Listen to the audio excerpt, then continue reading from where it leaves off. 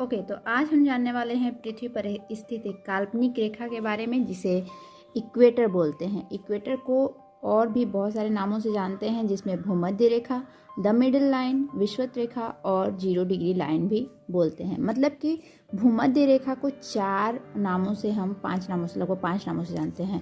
पहला भूमध्य रेखा, इसका इंग्लिश नेम आपका इक्वेटर हो जाता है। फिर इसी को द मिडिल लाइन भी बोलते हैं, यानी सेंटर लाइन, बीच का जो लाइन होता है उसको हम मिडिल लाइन बोलते हैं। फिर विषुवत रेखा भी बोलते हैं एंड 0 डिग्री लाइन भी बोलते हैं। 0 डिग्री का मतलब ये कि इसको इक्वेटर को मतलब 0 डिग्री लैटिट्यूड पे माना जाता है, इसलिए इसे 0 डिग्री लाइन भी बोलते हैं। और सबसे बड़ी बात कि ये पूरी पृथ्वी पे एक काल्पनिक रेखा है, इसे कहीं भी आपको खींच के दर्शाया नहीं गया है। मैप वगैरह में दिखाया जाता है, लेकिन अगर आप ढूंढने चले तो आपको ऐसा कुछ मिलेगा नहीं। बस ये एक काल्पनिक रेखा है जो पृथ्वी को 2 बराबर भागों में बांटती है, बस। अच्छा, भूमध्य रेखा की बात ये हुई कि भूमध्य रेखा को अगर सरल भाषा में हम समझें तो भू का अर्थ होता है धरती, मध्य का अर्थ होता है बीच और रेखा का अर्थ होता है रेखा, यानी लाइन आप बोल सकते हैं। तो धरती के बीचों बीच जो रेखा खींची गई है, काल्पनिक रेखा, उसे हम भूमध्य रेखा के नाम से जानते हैं। Got it?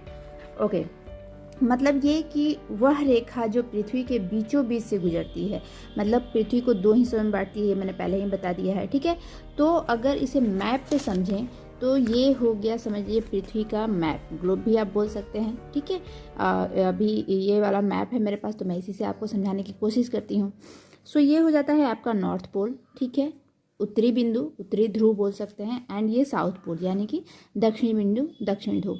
और ये पूरा मैप पे आपको सारा कॉन्टिनेंट्स दिख रहा है, जिसमें आपका एशिया कॉन्टिनेंट है, अफ्रीका है, साउथ अमेरिका है, नॉर्थ अमेरिका है, देन आपका आता है इधर ऑस्ट्रेलिया आ जाता है, फिर इधर यूरोप आ जाता है ना। तो ये सारे कॉन्टिनेंट आपको दिख रहे हैं। ब्लू वाला हिस्सा दिख रहा है, ये सारा हो जाता है वाटर, हमारा जो सारे महासागर हैं, सागर हैं, जो भी हैं, वो आपका नीला वाला हिस्सा हो जाता है। और बाकी कॉन्टिनेंट को अलग अलग कलर में कलर किया गया है। सो भूमध्य रेखा कौन सा है ये मैं आपको समझाती हूँ। सो अभी आप यहाँ पे देख पा रहे होंगे ये डॉट डॉट डॉट डॉट करके जो सीधी लाइन इस मैप पे जो खींची गई है ऐसे करके, ये यहाँ तक, ये ही भूमध्य रेखा है। ये काल्पनिक है, ये मैंने पहले भी बता दिया है कि ये कल्पना की गई है। आपके सही जगह को बताने के लिए इस तरह की रेखाएं बनाई गई हैं पूरी पृथ्वी पर। सारी रेखाएं काल्पनिक हैं। जिस तरह से आप ग्लोब में देखते हैं, ये ऐसी रेखाएं कहीं भी ड्रॉ नहीं की गई हैं, ये बस मान लिया गया है कुछ डिग्रीज पे, कुछ किलोमीटर्स पे, जिससे आपकी सही स्थिति का पता लग सके।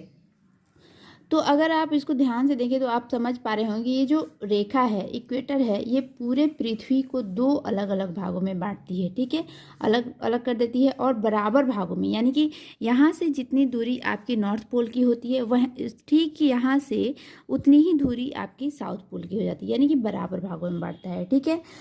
इस हिस्से को नॉर्दर्न हेमिस्फीयर बोलते हैं, यानी कि उत्तरी गोलार्ध। मतलब इस रेखा के उत्तरी हिस्से को हम उत्तरी गोलार्ध के नाम से जानते हैं और इस रेखा के दक्षिणी हिस्से को हम दक्षिणी गोलार्ध के नाम से जानते हैं। क्लियर?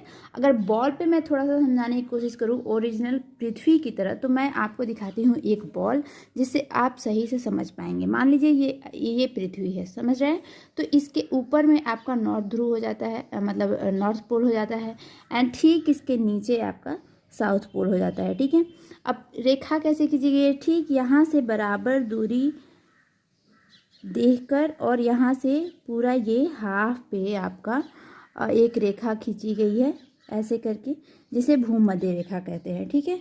यही रेखा आपकी भूमध्य रेखा कहलाती है। ये पूरा बराबर बराबर आपको बांट देती है। अब ये समझिए कि इस रेखा से दक्षिणी साइड वाला जो भाग है वो आपका दक्षिणी गोलार्ध बोला जाता है, और उत्तरी साइड वाला जो भाग है उसे उत्तरी गोलार्ध बोला जाता है। बस यही है भूमध्य रेखा का डिफिनीशन, यही है इसका इसको जानने का तरीका, ठीक है।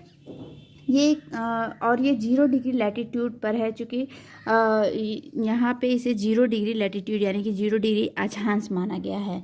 एक्चुअली मुझे अक्षांश यानी कि लैटिट्यूड और लॉन्गिट्यूड को ही पढ़ाना है, इसलिए मैं इसके सारे कंपोनेंट्स को पढ़ा देना चाहती हूँ, बता देना चाहती हूँ, जिससे आपको वो लैटिट्यूड और लॉन्गिट्यूड जो है वो क्लियर हो जाए। सो अभी हम भूमध्य रेखा को देखते हैं। 3 रेखाएं पृथ्वी पे मुख्यतः मानी जाती हैं भूमध्य रेखा, मकर रेखा और कर्क रेखा। तो भूमध्य रेखा से 23.5 डिग्री पे आपकी मकर रेखा हो जाती है दक्षिण साइड में, और कर्क रेखा जो है उत्तरी साइड में 23.5 डिग्री पे हो जाती है। ठीक है, तो ये हो गया भूमध्य रेखा का स्थिति कि कैसे कैसे मैप पे है, कैसे कैसे कहाँ पे है। अब थोड़ा सा ये समझ लेते हैं कि अगर महादेशों में इसकी स्थिति की बात करें तो भूमध्य रेखा 3 महादेशों से होकर गुजरती है। पहला तो आपको क्लियर दिख रहा है कि ये साउथ अमेरिका से होकर गुजरती है। दूसरा, यहाँ पे अगर देखें तो ये अफ्रीका महादेश यानी अफ्रीका कॉन्टिनेंट से होकर गुजरती है। और अगर इसको आगे इधर बढ़ते हैं तो ये जो आप हिस्सा देख रहे हैं डार्क ब्राउन वाला, इसमें बहुत सारे डार्क ब्राउन वाले हिस्से यहाँ पे भी दिख रहे हैं आपको, जो कि एशिया का हिस्सा है। तो ये एशिया के भी कुछ देशों से होकर गुजरती है। तो 3 महादेशों से ये इक्वेटर हमारी गुजरती है, जिसमें कि तीनों महादेशों के लगभग 13 देश आते हैं। ठीक है, सो 13 देश इसमें कौन कौन से आ जाते हैं ये मैं आपको बता देती हूँ। पहला तो आपका साउथ अमेरिका की बात करें तो इसमें ब्राज़ील यहाँ पे, ठीक है, यहाँ पे ब्राज़ील, कोलंबिया और इक्वाडोर 3 देश यहाँ आते हैं आपके साउथ अमेरिका के से। देन अफ्रीका की बात करें तो कौन कौन से देश आ जाते हैं? Somalia, Kenya, Sao Tome and Principe, Congo, Democratic Republic of Congo, Gabon और युगांडा, इतने देश अफ्रीका में आते हैं। एशिया की अगर बात करें तो एशिया में मालदीव, इंडोनेशिया और किरिबाती 3 देश यहाँ पे एशिया महादेश में से इक्वेटर क्रॉस करता है। अफ्रीका से जिन देशों से क्रॉस करता है वो मैंने आपको बता दिया। एंड देन साउथ अमेरिका से 3 देशों से क्रॉस करता है, वो मैंने आपको समझा दिया। ठीक है, तो आई होप मैंने आपको इक्वेटर को अच्छे से बताने की कोशिश की है। तो अगर समझ में आया है या नहीं आया है वो भी आप ज़रूर बताइएगा। तो और भी ढेर सारे वीडियोज़ मेरे बने हुए हैं मेरे चैनल पे, तो आप चाहें तो विजिट कर सकते हैं। लेंगे मकर रेखा की ओर। ठीक है, सो अगर फिर से मैं मैप पे दिखा दूं तो ये आपका इक्वेटर हो जाता है, ये मकर रेखा और ये कर्क रेखा देख रहे हैं आप, बराबर बराबर दूरी में यहाँ बांटा हुआ है। सो अभी आगे अगले वाले वीडियो में हम यहाँ पे आएंगे। ठीक है, इस रेखा पे, मकर रेखा पे। तो मिलते हैं नेक्स्ट वीडियो में, तब तक के लिए सी यू, बाय।